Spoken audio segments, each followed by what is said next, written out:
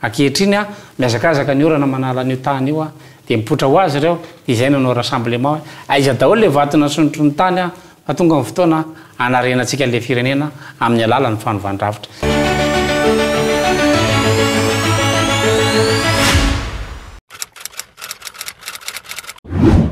Tambaben'ny olom-pirenena nampiraisiny andraikitra na hoe tolona adika amin'ny teny vahiny hoe rassemblement des citoyens responsables maneran'izao tontolo izao io mazava ho azy a zay natonga azy nasiana teny frantsay ihany koa ary maneran'izao tontolo izao misy citoyen malagasy vonona ny andrainy andraikitra ao anatin'ny valeur RCR zany le hoe mifampiera complémentarité mifameno ao anatin'ny fanatanterahana ny asa ary partage de responsabilité samy tompona andraikitra izay ao anatiny ao a fanabeazana ny olom-pirenena ny amin'ny hoe rafitra takany ahoana nafahana mitondra Madagasikara rafitra takany ahoana mety mifanaraka amintsika efa fantatry ny olona manko zay mampiavaka ny RCR zay hoe ny RCR dia mivohy fanovana rafitra fampahafantarana ny olona ny amin'izany atao hoe politika ahoana ny anabeazana ny tanora indrindrandrindra amin'ny miametrahana rafitra mifanaraka amin'ny kolotsaintsika ahitantsika fampandrosoana mirindra miaraka amin'izao tontolo izao. Ny politika ny RCR teoria ahafahana manova fiarahamonina no entina. Izao no atao hoe fiarahamonina. Rehefa tsy misy kolotsaina entina any amin'ny système éducatif na ny fanabeazana dia tsy afaka midemara le société. Rehefa azo zay io le fiarahamonina fa velona dia itindre ny rafitra politika mifanaraka amin'ny fiarahamonina io. Tsy maintsy mifanaraka amin'ny kolotsaina io zany ny rafitra politika apetraka. Ao anatin'izany ny système législatif, exécutif ary ny judiciaire. Raha ny législatif ohatra dia misy ny atao hoe olon-kendry zay tokony hisolo tena ny vahoaka any amin'ny base rehetrarehetra any dia tsy maintsy mametraka législatif afitsika raha ny théoria dia io ny tokony mafy noho ny exécutif régime ohatr'izay ny mety amin'ny Madagasikara dia rehefa mipetraka indray ny régime politika zay tsika vao mijery rafitra toe-karena mifanaraka amintsika itsika valopolo isan-jato tatsaha fa ny toe-karentsika azo avy amin'ny secteur tertiaire na ny PIB tsika 60% PIB avy any amin'ny secteur tertiaire. Zany hoe le valopolo isan-jato ity zany tsy mitondra vokatra ao amin'ny toe-karena fa le roapolo isan-jato ary amin'ny secteur tertiaire no mitondra le arena. Ny contrôleur zany dia ny législatif tsy maintsy lehibe noho ny exécutif. Ny tena vahoaka nefa anatin'ireo pouvoir ireo dia le législatif satria ireo ny atao hoe solombavam-bahoaka.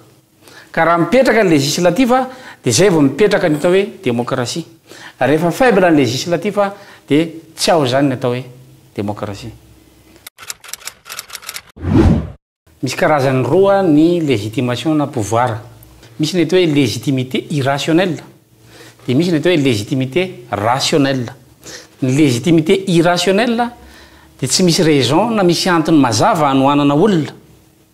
Ny antony indray fanohanana miainga amin'ny foto-kevitra mazava iny le légitimité rationnelle.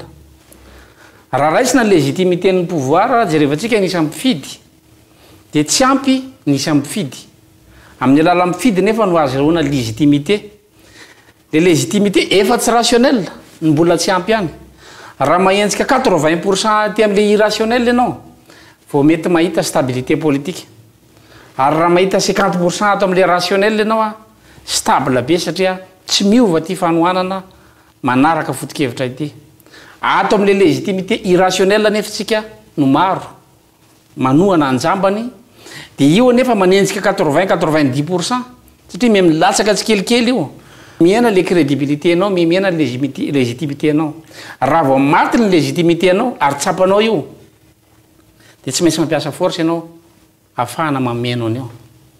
Izy io mantsy misy olona zany raha le légitimité irrationnelle dia misy olona zany hoe tonga dia manompo anao fotsiny eo le olona dia iny no mahazatra anao zany la irrationnelle. Tsy ao anefa iny satria vitsikely le mifidy.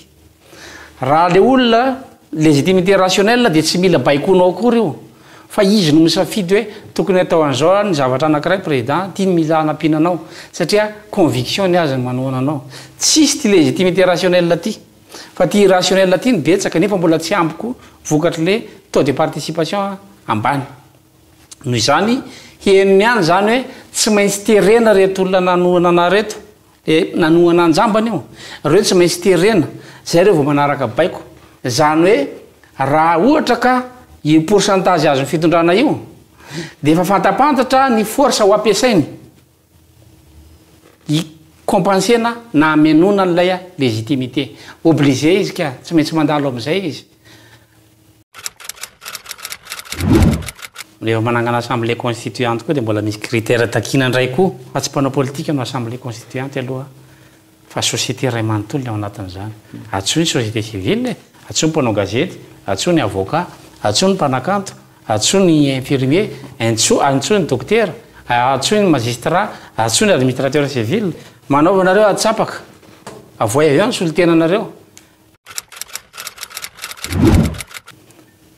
ho avy ny fotoana anao rassemblement des citoyens responsables izay ny anarany ny tokonay tsy izay no ampianatra n'olona ho tompona andraikitra efa misy tompona andraikitra be lehibe any satria raha ny définition natao hoe vato nasondrotry ny tany tsy misy vato niakatra zany efa tao ny vato fa ny tany no nanotitra azy dia nikikisan'ny orana ny tany dia mipotra ny vato efa eo daholo reo olona tompona andraikitra reo eo daholo ny olon-kendry rehetra manerana Madagasikara fa tsy navela hipotra reo vokatr'ilay système ankehitriny a miazakazaka ny orana manala an'io tany io a dia mipotra ho azy reo dia izay nanao rassemblement aiza daholo le vato nasondrotry ny tany a fa tonga ny fotoana anarenantsika le firenena amin'ny alalan'ny fanovandravitra tsy manavaka izany na TGV anao na TIM na SVM na Freedom na APM na inona ny toko politika misy anao a misy olona adala hoy izahay ato amin'ny RCR dia misy olona endry ato amin'ny RCR tsy ferana zany satria izay ny atao hoe fiarahamonina ny tanàna tsy ilozana dala ozy ny taolo